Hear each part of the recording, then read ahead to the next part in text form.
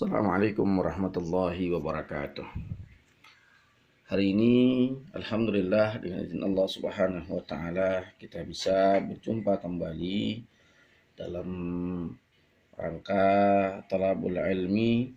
Pada kesempatan yang berbahagia ini kita akan membahas tentang sumber hukum Islam pada pertemuan yang kedua ini dengan submateri ijtihad dan hukum taklifi.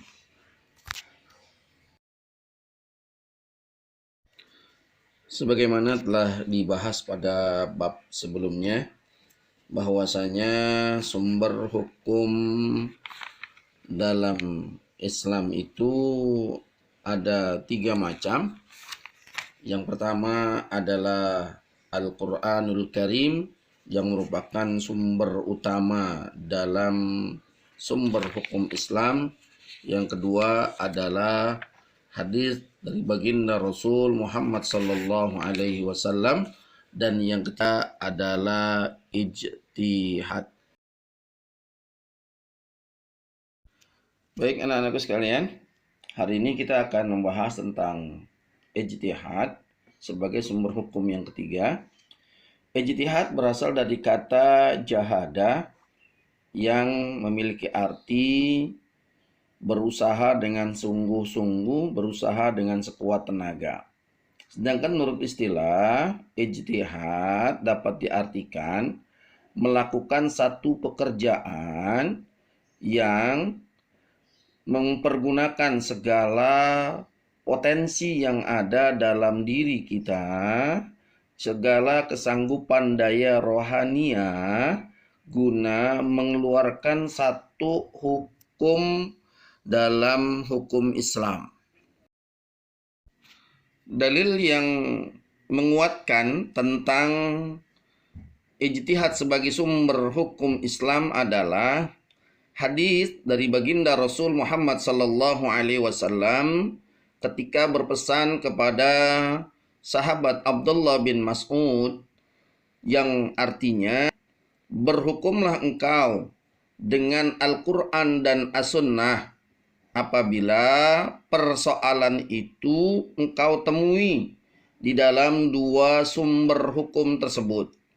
Tetapi apabila engkau tidak menemukannya pada 2 sumber hukum tersebut, maka berijtihadlah engkau. Kenapa kita diperbolehkan berijtihad dalam mengambil hukum dalam hukum Islam tersebut? Ada beberapa fungsi dan kedudukan ijtihad sebagai sumber hukum Islam.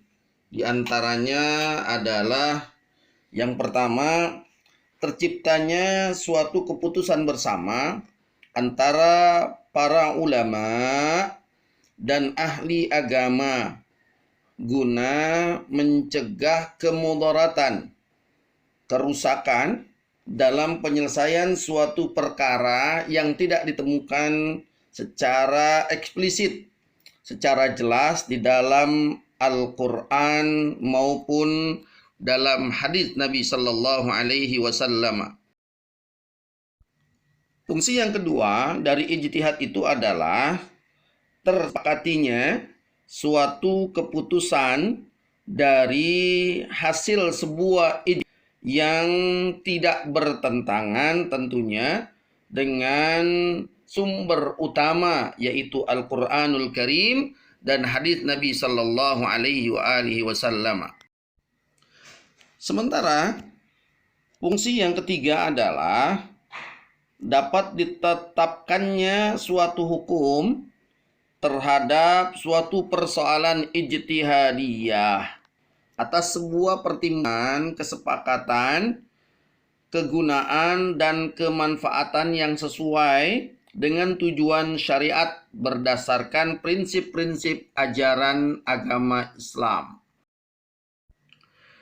Merujuk kepada hadis Nabi sallallahu alaihi wasallam yang disebutkan tadi, muncullah sebuah pertanyaan. Apakah semua umat Islam boleh berijtihad? Boleh mengambil ijtihad dalam menentukan satu hukum? Jawabannya adalah tidak. Tidak semua kaum muslimin diperkenankan untuk mengambil ijtihad di dalam menentukan satu sumber hukum. Karena ada beberapa persyaratan yang harus dipenuhi oleh seseorang untuk menjadi mujtahid atau orang yang berijtihad. Apa saja persyaratan yang harus dipenuhi oleh seorang mujtahid itu? Di antaranya adalah yang pertama, harus mengetahui isi dan kandungan Al-Quran dan hadis Nabi Sallallahu Alaihi Wasallam. Yang kedua adalah harus mengetahui, harus pandai seluk-beluk bahasa Arab, ilmu tafsir, ilmu fikih, serta tarikh atau sejarah dengan segala kelengkapannya. Yang ketiga, syarat yang harus dipenuhinya adalah mengetahui berbagai macam ilmu usul dan kaedah-kaedah fikih secara mendalam, serta mengetahui persoalan-persoalan ijma' para ulama terdahulu, ijma' para sahabat-sahabat ketika hidup bersama dengan Rasulullah Sallallahu Alaihi Wasallam. Persyaratan selanjutnya adalah seorang mujtahid hendaknya memahami bagaimana cara mengistimbatkan atau merumuskan satu hukum dalam hukum Islam tersebut. Dan yang tak terkalah penting adalah seorang mujtahid hendaknya memiliki keluhuran akhlak yang mulia dalam kehidupan sehari-harinya. Bentuk-bentuk ijtihad yang dijadikan sebuah metode dalam pengambilan hukum oleh para mujtahid itu terdiri dari yang pertama adalah qiyas. Apa itu qiyas? Qiyas artinya adalah menetapkan satu hukum terhadap sesuatu yang belum diterangkan oleh Al-Quran dan As-Sunnah dengan dianalogikan kepada hukum sesuatu yang sudah diterangkan dalam Al-Quran maupun dalam hadis Nabi Sallallahu Alaihi Wasallam. Yang kedua adalah ijma', yaitu kesepakatan ulama-ulama yang telah ditentukan dalam suatu masalah ijtihadiyah. Bentuk yang ketiga adalah ihsan. Apa itu istihsan?